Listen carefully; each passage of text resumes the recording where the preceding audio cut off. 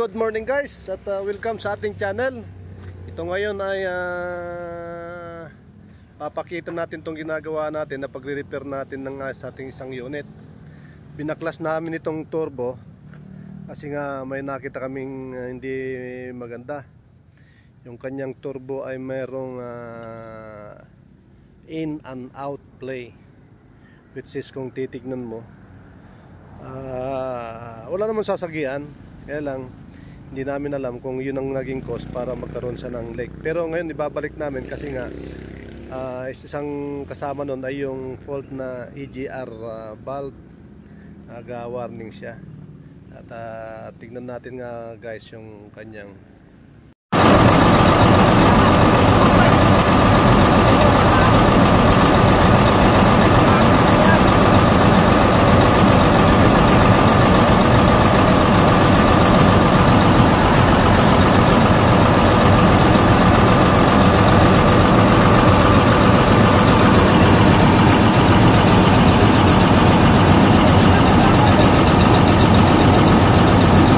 ito yung pinaka-turbo niya guys. At kung titignan mo, ito meron siyang galaw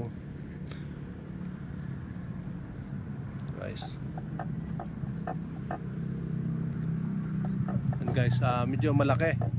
At pag ganitong malaki at thrust bearing yung na-damage na dyan. Kaya nga lang kailangan dito recommend na lang na pag napagana, recommend na lang natin pag natapos to 1 week is recommend na natin for repair para magawa yung pinaka-thrust bearing. Ang up and down o sideways na galaw niya is normal pa rin. At kahit na bagong turbo, meron talaga yan. At mawawala na lang yan pagka may langis. Ang importante dito guys, hindi siya umaabot sa pinaka-wheel niya. At malinis naman yung wheel niya, wala namang tama. At hindi naman maabot. Kahit na pihitin natin na ganito, wala namang, hindi naman maabot. Ito yung kanyang pinaka-compressor.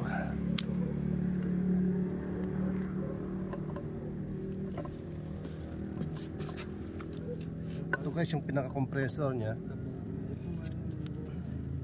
Yan, malaki yan guys, malaki. Talagang for repair na rin to. Yan. For repair na yan guys. At yung taas niya, ano. Kaya ang ginawa namin ngayon guys is pinol out din namin yung EGR. Ano ba tong EGR na to?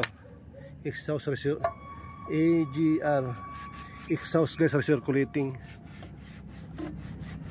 Ito. At ang nakita namin mayroong kalso na dito sa loob, nakalsuhan ng mayroon siya kalso rito. Kaya parang nagkaroon ng fault. Mayroon siyang kalso. So tignan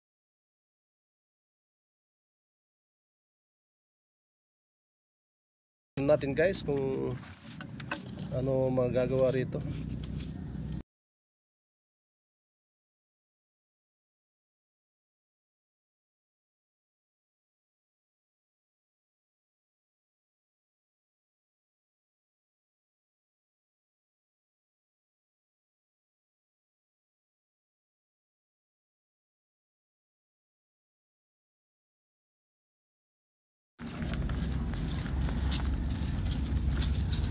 Tulong bulanday. Patong mo na po.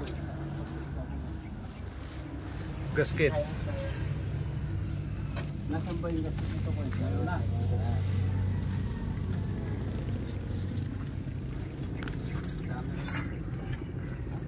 Yung mga tali yan na ngayon eh. Mamay, masok. Ano mo yan? Tulak mo bulanday. Alalay mo lang pare. Eh.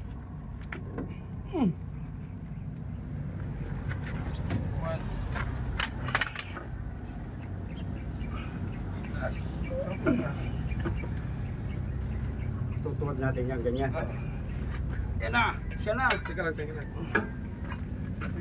tutuwis ko maganda-ganda. Teka lang yung ano i-ano natin dyan. So guys, kinakabit ng aking magiting na chip itong ating turbo. At malalaman natin mamaya. Mahirap pa ito, laki. John Deere guys yung ating turbo. Yan o. Kaya kung may bala kayo guys na magpagawa, pwede nyo kaming i-contact. At itong aking chief mechanic ay kanang-kana. Dito lang tayo guys sa ating Pandoy Small World. So mga guys, yung mga gustong mag-subscribe, please subscribe. At marami pa kaming bubuksang makina. At mga itong masisilan natin, pwede nating. So ito, pinandar natin, wala tayong makitang fault mga guys. So talagang buong-buo yung ano natin. At okay na, humandar na siya. At yung ating turbo naman, titignan natin. Yun, normal lang yung usok na yan eh. Yung usok na yan, guys, is yung langos na isama lang dyan. Kasi nga, napadala namin sa gawaan niya. Kaso pinull-out nga namin. Dahil nga doon sa AGR, problem nga lubitaw. At sa palagay namin na troubleshooting namin. Dahil nga lang doon sa kalso. At nung buti na lang, na-pull out yung turbo na yan. At nakita namin na for repair na rin. Kasi yung pumabalikan natin yung sa umpisa, yung galaw niya na sideways, in out yun eh. Malaki ang inano doon is ang nagiging sanhi kasi ng ganung na sira ay yung matagal ang gamit yung makina. Matagal yung makina mo, yun ang o kaya isa rin na ano doon is yung marunong langis. Kung hindi na susunod yung ating preventive maintenance schedule, isa rin yun. Ang sinisira doon na guys is yung ano, yung fast bearing. So ito, proven kung nakita nyo pa rin nung umpisa yung ating unang video at nakuha na yung mga unang. So yun lang mga guys, at subscribe kayo sa aking channel, Pandoy Small World, at marami pa tayong i-upload na video. At yun lang, at magandang hapon sa ating lahat at God bless sa ating lahat.